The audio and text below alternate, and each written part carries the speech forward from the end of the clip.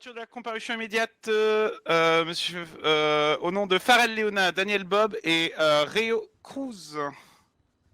Bureau du procureur, je vous invite à avancer pour l'annonce des faits. Je vous remercie, votre honneur. Du coup, pour ce soir, Madame Farrell Leona, Monsieur Réo Cruz et Monsieur Daniels Bob étaient en train de se promener à hauteur de 50-34 dans leur véhicule quand ils ont constaté que la supérette, pardon, excusez-moi, la pharmacie en 50-33 était en cours de braquage. Ils ont pris la décision d'aller tenter un petit braquage de braqueur. En arrivant sur place, ils ont constaté qu'il y avait deux personnes en train de braquer. Ces personnes étaient armées de taser. Madame Farrell a donc décidé de sortir son arme de poing, type 9 mm, afin de réaliser le braquage. Et ces deux comparses ici présents n'ont pas sorti leurs armes lors de cette action. Voyant que les deux personnes qui étaient en train de braquer ne coopéraient pas, Madame Farrell a décidé de faire les pneus histoire de les motiver un petit peu. Après avoir récupéré leur butin, ils ont pris la décision donc de prendre la fuite et c'est à ce moment-là qu'ils se sont rendus compte que la police n'était pas loin et les prenait en chasse. Ils n'ont pas entendu de sommation ni d'alerte venant de la part de la police. Un petit peu plus loin, donc à hauteur, en redescendant vers le point V,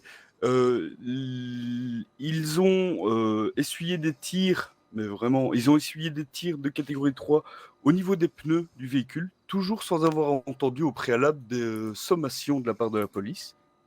Et du coup, le véhicule s'est retrouvé sans contrôle et ils ont chuté dans la petite rue parallèle à hauteur de 50, 36, 37 avec leur véhicule. À ce moment-là, ils ont pris la décision de prendre la fuite à pied, toujours sans entendre de sommation orale ordonnée par la police. Et à ce moment-là, ils ont décidé donc de prendre la fuite à pied. Ce à quoi la police a répondu avec des tirs de sommation dans leur direction, et enfin dans leur direction sans mettre leur vie en danger. Et ils ont donc décidé de se rendre et d'arrêter toute poursuite inutile qui risquerait de leur coûter la vie. Ils se sont rendus dans l'instant sans opposer aucune résistance.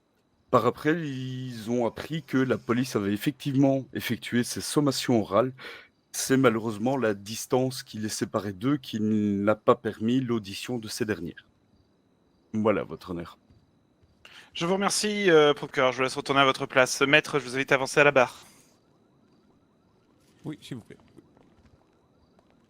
Bonjour, monsieur le juge. Et bonjour, Bonjour, maître, monsieur. je vous invite à parler haut et fort, bien entendu. Bien sûr. Avez-vous des choses à compléter ou à réfuter de l'annonce des faits par le bureau du procureur? Juste un tout petit détail qui a été omis, c'est que lorsque ma cliente a demandé aux individus leurs marchandises et qu'elle a sorti son arme, le malandrin a répliqué au taser et a voulu tirer sur mes clients. Voilà. Et c'est pour ça qu'elle a tiré sur les pneus. Très bien, je vous remercie, maître. Merci beaucoup. Je vous laisse retourner à votre place. Procureur Jacquemart, je vous invite à la barre. Procureur Jacquemart, à l'entrée de la séance, vous m'avez informé qu'une négociation s'était faite entre le bureau du procureur et les prévenus. Pouvez-vous nous donner les termes de cette négociation? Oui, tout à fait, votre honneur. C'est-à-dire que nous avons donc deux jugements distincts ici à vous proposer. C'est donc, on va commencer par Madame Farrell Leona, étant donné la situation, le fait qu'elle ait sorti son arme de poing et l'ait utilisée, l'accord que nous avons passé est donc de retenir comme charge agression à main armée avec une amende à hauteur de 62 500 $ et une peine de pénitencier d'1 h 30. La deuxième sentence que nous aimerions vous faire parvenir aujourd'hui, votre honneur, c'est pour Monsieur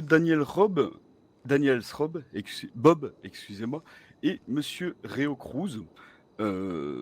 comme étant une détention de catégorie 2 sans PPA,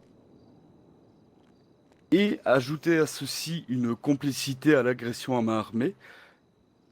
Donc j'aimerais vous demander aujourd'hui, monsieur le juge, une amende à hauteur de 10 000 $ pour chacun d'entre eux, ainsi que 1 heure de pénitencier pour chacun d'entre eux, toujours. Pour la complicité d'agression à main armée, du coup. Je vous remercie, procureur. Vous pouvez retourner à votre place.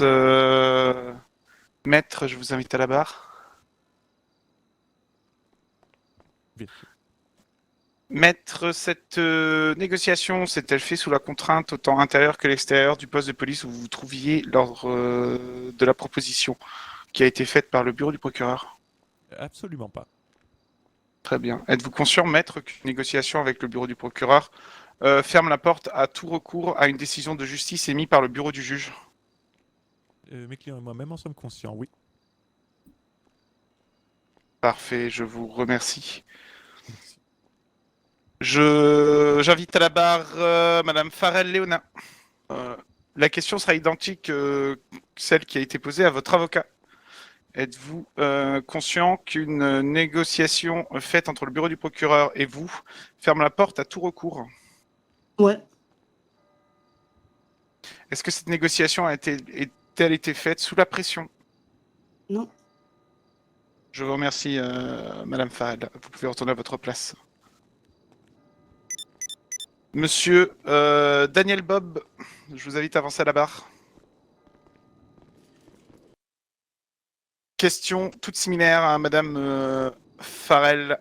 Léona, avez-vous subi une pression quelconque pour obtenir cet accord? Absolument pas.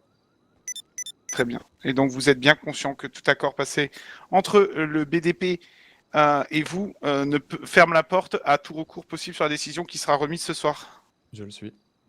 Je vous remercie, vous pouvez retourner à votre place. Monsieur Réo Cruz, toujours sur le même principe de transparence de la justice sur l'état de San Andreas, êtes-vous conscient qu'un accord entre vous et le bureau du procureur ferme la porte à tout recours possible sur la décision qui sera remise par le bureau du juge ce soir? Oui.